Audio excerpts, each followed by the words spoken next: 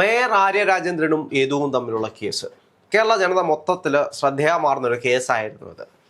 പക്ഷേ അതിൻ്റെ ഏറ്റവും വലിയ ട്വിസ്റ്റ് എന്ന് പറയുന്നത്, ഇപ്പോൾ പോലീസ് യദു കൊടുത്തൊരു പരാതിയുണ്ട്, കൃത്യനിർവഹണം തടസ്സപ്പെടുത്തിയെന്ന് പറഞ്ഞിട്ടുള്ളൊരു പരാതിയായിരുന്നു.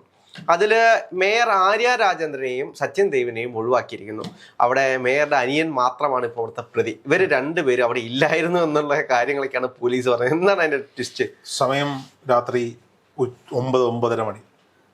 അമീബ കുഞ്ഞുങ്ങൾക്ക് വിശക്കുന്നു എന്ന് പറഞ്ഞു തള്ള അമീബ ഇരപിടിക്കാൻ ഇറങ്ങി. നമ്മൾ പണ്ട് ബയോളജി സാറുമാർ തമാശ അമീബ ഇരപിടിക്കുന്നതിനെ പറ്റി ഇങ്ങനെ പറഞ്ഞു തുടങ്ങാറുണ്ടായിരുന്നു എന്ന് പറയുന്ന പോലെ, രാത്രി തിരുവനന്തപുരം നഗരത്തിന്റെ മേയർക്ക് ഭർത്താവ് MLAക്കും കൂടി ഒന്ന് പുറത്തിറങ്ങാൻ ഒരു ആഗ്രഹം. എവിടെയോ പോകണമായിരുന്നു. അവർ പോയി. അവരുടെ സഹോദരനൊപ്പം ഉണ്ടായിരുന്നു. അവർ കാറിൽ വരുമ്പോഴാണ് ഒരു KSRTC ബസ്, ഒരു ദീർഘദൂര ബസ് അവരെ ഓവർടേക്ക് ചെയ്തു പോയി. സ്വാഭാവികമായും ആരാ വണ്ടിക്കകത്തിരിക്കുന്നത്? മേയർ. ആരാണ് മേയർ? അതെ, മന്ത്രിയേക്കാൾ അവിടെ പവറുള്ള ആൾ. ഇപ്പുറത്തിരിക്കുന്നത് അധ്വാനിക്കുന്ന ജനവിഭാഗത്തിന്റെ നേതാവും ചെറുപ്പക്കാരനുമായ സച്ചിൻ ദേവ് MLA, മേയറുടെ ഭർത്താവ്. സ്വാഭാവികമായും ഞങ്ങൾ സഞ്ചരിക്കുന്ന വാഹനത്തെ ഓവർടേക്ക് ചെയ്യാൻ ഒരു KSRTC ബസ്സിന് ആ ഡ്രൈവർക്ക് എങ്ങനെ തോന്നി എന്ന ചിന്തയിൽ ഇടതുവശത്ത് കൂടി ആ ബസ്സിനെ ഓവർടേക്ക് ചെയ്ത് ഒരു സിഗ്നലിൽ ക്രോസ് ചെയ്ത് നിർത്തുന്നു. ഈ വാഹനത്തിൽ നിന്ന് 3 പേർ പുറത്തേക്ക് ഇറങ്ങാണ്. 1 സാക്ഷാൽ മേയറും, 2 സാക്ഷാൽ MLAയും, പിന്നെ അവരുടെ ഒരു ബന്ധു. ഇവർ 3 പേരും കൂടി ചേർന്ന് ഒരു പാവം പിടിച്ച എന്ന് വേണമെങ്കിൽ പറയാം KSRTCയിലെ ഒരു താൽക്കാലിക ജീവനക്കാരനായി ഒരുപാട് നേരം നിർത്തിപ്പൊരിക്കുന്ന ദൃശ്യങ്ങൾ മാധ്യമങ്ങൾ കണ്ടതാണ്. കണ്ടിട്ടില്ലാത്തവർക്ക് ഞാൻ ഒന്നുകൂടി കാണിച്ചു തരാം. സ്വാഭാവികമായിട്ട് ഈ ദൃശ്യം പ്രിയപ്പെട്ട എഡിറ്റർ പ്രേക്ഷകരെ കാണിക്കും എന്ന് വിശ്വസിക്കുന്നു. അതിനുശേഷം ഈ ഡ്രൈവർ ലഹരി ഉപയോഗിച്ചിരുന്നു എന്ന് തെളിയിക്കാൻ വേണ്ടിയിട്ട് വൈദ്യപരിശോധനയ്ക്ക് മുമ്പ് ഈ വീഡിയോകളിൽ ഇടത്ത് കമ്മിക്കുട്ടം പ്രചരിപ്പിച്ചൊരു വീഡിയോയിൽ എന്തോ ഒരു കവർ ഞാൻ താഴേക്ക് പോകുന്നത് ചുണ്ടിനടിയിൽ വെക്കുന്ന ഹാൻസോ എന്തോ ആണ് എന്ന് ഒരു വാദം ഉയർന്നിട്ടുണ്ട്. കേരളത്തിൽ അത് നിരോധിക്കപ്പെട്ടതാണ്. എന്നിട്ടും കേരളത്തിലൊരു ഡ്രൈവർക്ക് അത് കിട്ടിയിട്ടുണ്ടെങ്കിൽ ഇവിടുത്തെ എക്സൈസ് ഡിപ്പാർട്ട്മെന്റും പോലീസ് ഡിപ്പാർട്ട്മെന്റും ഒക്കെ വെറുതെ ഇരിക്കുകയാണ് എന്ന് പറയേണ്ടി വരും. അതവിടെ നിൽക്കട്ടെ. പോലീസിൽ പരാതിയാകുന്നു, CCTV ഫുട്ടേജുകൾ കിട്ടാതാകുന്നു.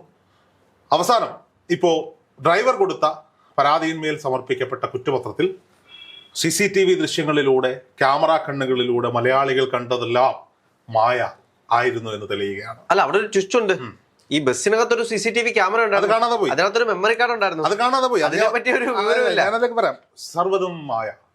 അതായത് അവിടെ ആര്യ രാജേന്ദ്രനും സച്ചിൻ ദേവ് MLAയും ഉണ്ടായിരുന്നു എന്ന് തോന്നിപ്പിച്ചു. അതെ, എല്ലാ മലയാളികളെയും തോന്നിപ്പിച്ചു. സത്യത്തിൽ അവർ അന്ന് കോഴിക്കോട് സച്ചിൻ ദേവിന്റെ വീട്ടിൽ ആഹാരം കഴിച്ചുറങ്ങുകയായിരുന്നു. മറ്റാരോ മേയറുടെ ഒരു സഹോദരൻ ഇത്തരത്തിലൊരു പ്രവൃത്തി ചെയ്തതിന് ബഹുമാനിയായ മേയറെയും സച്ചിൻ ദേവ് MLAയും ആർട്ടിഫിഷ്യൽ ഇന്റലിജൻസിന്റെ സഹായത്തോടുകൂടി വീഡിയോ ചിത്രീകരിച്ച് ആഡ് ചെയ്ത് പ്രചരിപ്പിച്ച മാധ്യമങ്ങൾക്കെതിരെ നടപടിയെടുക്കണം സാർ. നിയമസഭയിൽ സച്ചിൻ ദേവ് ഇത് ഒരുപക്ഷെ ഉന്നയിച്ചേക്കുമായിരിക്കും. വീണ ജോർജിന്റെ ഭാഷയിൽ ചിലപ്പോൾ പറയുമായിരിക്കും, മേയർ ഉറങ്ങിയിട്ടില്ല സാർ. ഈ കേസ് വന്നത് മുതൽ മേയറുടെയും എന്റെയും ആർട്ടിഫിഷ്യൽ ഇന്റലിജൻസിന്റെ സഹായത്തോടു കൂടിയുള്ള ദൃശ്യങ്ങൾ കേരളം മുഴുവൻ പ്രചരിപ്പിച്ച് ജനപ്രിയയായ തിരുവനന്തപുരത്തിന്റെ മേയറുടെ ഇമേജ് ഇടിച്ചു താത്തതിലൂടെ പാർട്ടി സീറ്റ് കൊടുക്കാത്തൊരവസ്ഥയിലേക്ക് എത്തിച്ചു. ആരാണ് ഉത്തരവാദികൾ? ഇവിടുത്തെ മാധ്യമങ്ങളാണ്, ഇവിടുത്തെ ജനങ്ങളാണ്, ഇവിടുത്തെ സോഷ്യൽ മീഡിയയാണ്. പിന്നെ വീട്ടിലെ ഇരിക്കുന്നവർക്ക് ആഹാരം കൊടുക്കാൻ വേണ്ടി KSRTCയിൽ അന്ന് കൃത്യമായി ശമ്പളം കിട്ടാത്ത കാലമാണ് കേട്ടോ. താൽക്കാലിക ഡ്രൈവറായ യദു എന്ന ഡ്രൈവറാണ് ഇതിന്റെ കാരണക്കാരൻ.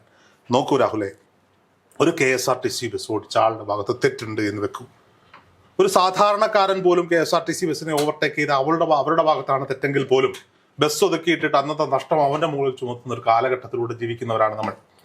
KSRTC ബസ്സിന്റെ മുന്നിൽ ഒരു കാലിക്കുപ്പി വെച്ചതിന്റെ പേരിൽ പൊതുജനമധ്യത്തിൽ മന്ത്രിയുടെ ആക്ഷേപം കേട്ട ഡ്രൈവർമാരുള്ള നാടാണ്, അല്ലേ? അവിടെയാണ് ഒരു താൽക്കാലിക ജീവനക്കാരനെ 2 ജനപ്രതിനിധികളും അവരുടെ സഹായികളും ചേർത്ത് പൊതുനിരത്തിൽ ആക്ഷേപിച്ചത്. അയാളുടെ ജോലി പോയില്ലേ? അയാളുടെ ജോലി പോയി. 1 വർഷമായിട്ട് പിന്നീട് അയാൾ ഇപ്പൊ അതിനെക്കാട്ടി വൃത്തിയായിട്ട് വേറെ പ്രൈവറ്റ് വണ്ടി ഓടിച്ച് ജീവിക്കുന്നുണ്ടായിരിക്കും. എങ്കിൽ പോലും അയാൾക്കുണ്ടായ നാണക്കേട്, മാനസിക വിഷയങ്ങൾ എന്തൊക്കെയാണ്? അയാളുടെ ഭാഗത്ത് തെറ്റുണ്ട് എന്ന് വെക്കൂ. ഉത്തരവാദിത്തപ്പെട്ട 2 ജനപ്രതിനിധികൾ ഇങ്ങനെയാണോ പെരുമാറേണ്ടത്? അവരുടെ പ്രിയങ്കരനായ ഗണേശ് ഏട്ടനല്ലേ കേരളത്തിന്റെ ഗതാഗത വകുപ്പ് മന്ത്രി? സച്ചിൻ ദേവ് വിളിച്ചു പറഞ്ഞാൽ കേട്ടില്ലെങ്കിൽ പോലും തിരുവനന്തപുരത്തിന്റെ മേയർ ആര്യ രാജേന്ദ്രൻ വിളിച്ചു പറഞ്ഞാൽ ഗണേഷ് കുമാർ കേൾക്കാതിരിക്കും. ഒന്നുമില്ലല്ലോ, മേയർ അല്ലേ, MLA-യേക്കാൾ വലിയ ആളല്ലേ. ഇപ്പോൾ സ്വാഭാവികമായിട്ടും ഗണേഷ് സാർ അല്ലെങ്കിൽ ഗണേശ് ഏട്ടാ അല്ലെങ്കിൽ അണ്ണ, ഞങ്ങളിങ്ങനെ കാറിൽ പോകുമ്പോൾ ഇന്ന നമ്പറുള്ള ഒരു KSRTC ബസ് ഞങ്ങളെ ഓവർടേക്ക് ചെയ്തു. ഗണേഷ് കുമാർ അതിൽ ആക്റ്റീവ് ഇല്ലെന്നൊന്നും ഞാൻ പറയില്ല. തോന്നുന്നുണ്ടോ രാഹുലിന്? 100% CPM-ന്റെ 2 ജനപ്രതിനിധികൾക്ക് നേരെ ഒരു KSRTC ഡ്രൈവറുടെ ഭാഗത്തു നിന്ന് തെറ്റായ ഒരു കാര്യം ഉണ്ടായിട്ടുണ്ടെങ്കിൽ ഗണേഷ് കുമാറിന്റെ ഓഫീസ് ആക്ട് ചെയ്യും.